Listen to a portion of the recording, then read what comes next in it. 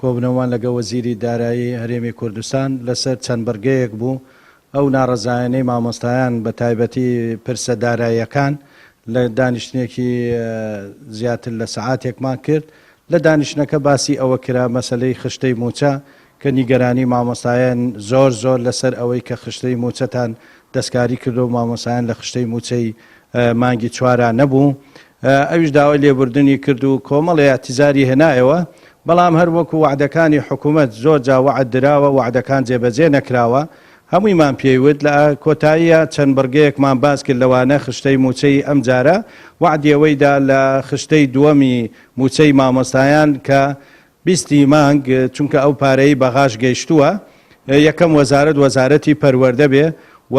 موچەی مانگی پێنجیش وەزارەتی پەروەردە دووەم وەزارەت بێ بەو قسەی وەزیر بێت لە ماوەی ئەم 20-25 ڕۆژە دوو موچەی مامۆستایان ئەدرێ و وعدی ئەوەشیدا کە ئەمە دووبارە ناکرێتەوە